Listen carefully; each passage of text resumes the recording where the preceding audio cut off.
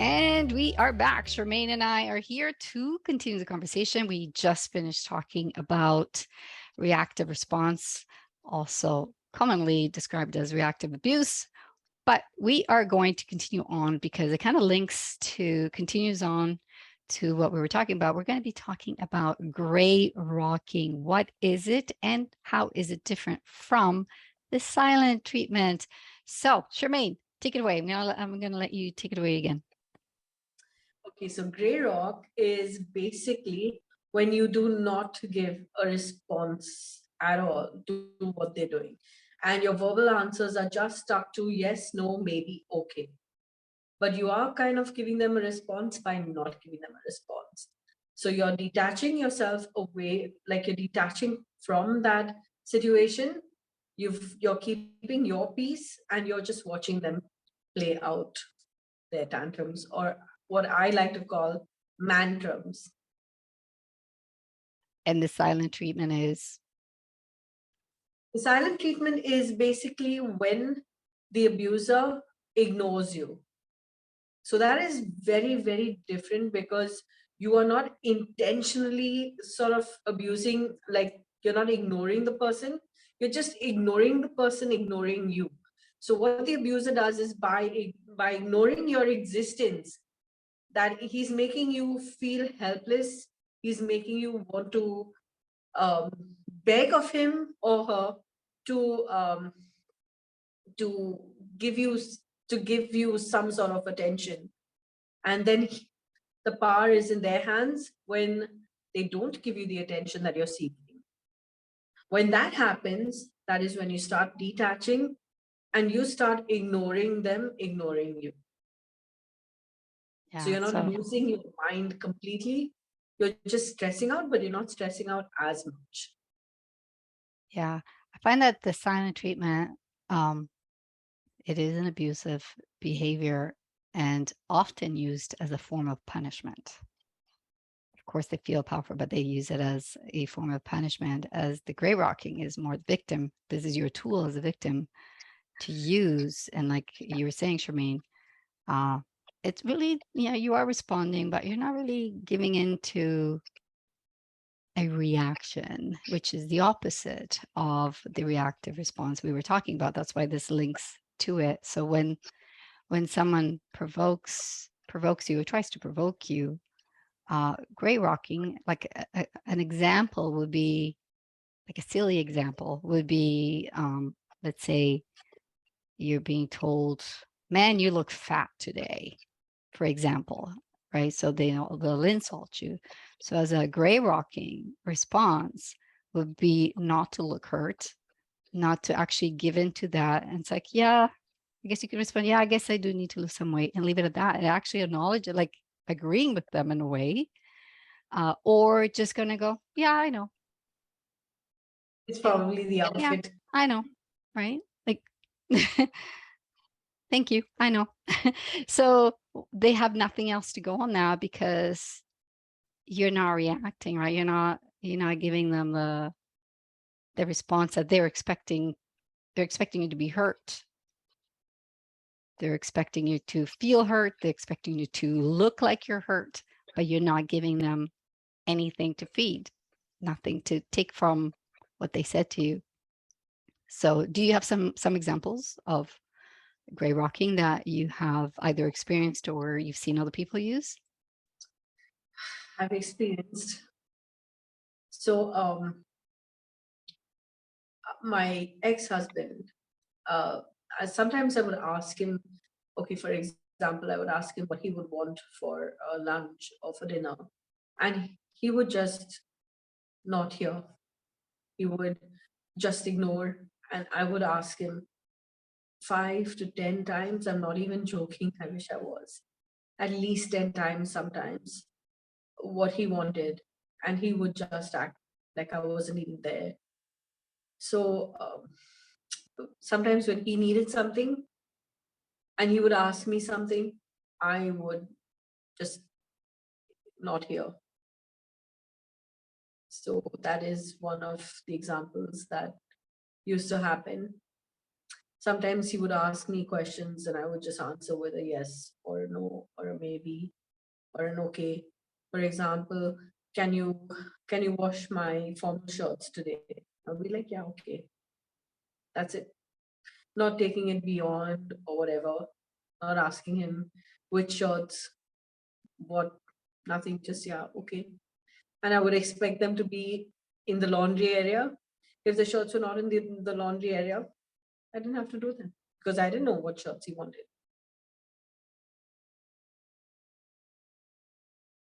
Yeah. So it's a very simple technique that's not always easy to do, especially when the abuser knows how to push all the right buttons, and they will use all the right buttons if they're trying to provoke you. So it actually is helpful to, if you know your abuser, if you are in an abusive relationship and you know, sometimes you can anticipate what buttons they're going to push. So prepare yourself on how you're going to respond, so that when that happens, it doesn't feed into anything. So what's important to understand about gray rocking is not just the technique itself, but using this response, using the gray rocking technique. If you are with someone, especially if it's someone with a narcissistic personality disorder, there's nothing for them to feed on. They will get tired and they will leave the relationship. So it's one way to actually kind of detach if you don't know how to get out. It's one way to, it's your first step to make your partner not interested in you anymore because they don't find you, they can't use you anymore. They're not getting what's so-called the supply. That's another topic on its own too.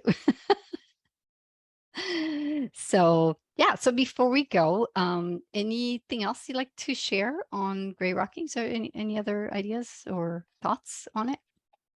I'm just going to go with what you said, Francesca. If you observe your abuser, you will know what is what how he's going, how they're going to react to certain things. So that way you will be able to counter before they push you to those limits. You know that okay, if I say this, they're going to do that. If I do that, they're going to do this. So you've already studied the pattern that they follow, and trust me, they follow a set pattern. They don't change their reactions. So if they behave in one way, they're going to just behave in that way. For example, every time I stood up for myself, I would be punished by having all my devices disconnected from the Wi-Fi. And the times when I've had work to submit. So I saved secretly. I got myself a separate internet connection and I started standing up for myself, knowing that he's going to cut my devices off the Wi-Fi. And he did at this one time. So I got my device out, connected my computer to that device, and I said, "Now, what are you gonna do? I have my own Wi-Fi." So he just I've taken away one form of punishment from him, and he didn't. He knew that if he cut my Wi-Fi off, he cut my devices off from the Wi-Fi, I would still be connected. So all I did was take away his power over one thing. So now I'm gonna add to that because I'm guessing that you felt safe enough to be able to do that. Not every abuser would react the same way. Some abuser could get violent if they found that you were going and find another way to do what they said no, that you can't do. So it sounds like he was treating you like a little child, but that's what they do, right? Sometimes that's what they do. So yeah, that's know your abuser. And although it is another topic as well, it's very important to understand that just because someone has been emotionally abusive only does not mean that they cannot become physical, because typically physical abuse is preceded by emotional abuse over time. So, and that is the reason why I feel so strongly about creating awareness around the emotional abuse, because it kind of gets dismissed. Because often, actually, probably, I don't know, I can't put a statistic number on it, but it's more times than not that I hear people say, but there is no physical abuse. And that's one of the reasons people stay in abusive relationships. However, the emotional abuse is so much more damaging. It takes so much longer to heal from than a physical injury. So the physical injury is attached to the emotional abuse because obviously it is emotionally, it affects our emotions. But the physical injury will heal a lot faster, typically, than emotional abuse. It can take a whole lifetime. And so spare yourselves, arm yourselves, arm yourselves with the right tools and protect yourselves. So no relationship is worth emotional abuse. I'm going to leave it at that. There's not one single, it doesn't matter how much you love the person. You got to love you first. Or you need to love yourself enough to protect yourself. And you can always love that person from the distance. You do not need to be in a relationship. And that's the thing. Since this is the topic of, is it love or sometimes what we think is love is just an emotion, and love is not an emotion. Love is an action. It's caring. But if we love that person enough, we can be away from that person. If you feel like you have to be with that person, then it's not love, it's neediness. And that's when you have to find the love within yourself. So I know I digressed a little bit on this, but I think it was important to, I just wanted to share that because I feel like it's a very important point that gets missed a lot. So yeah, that's my bit for today. Any last words?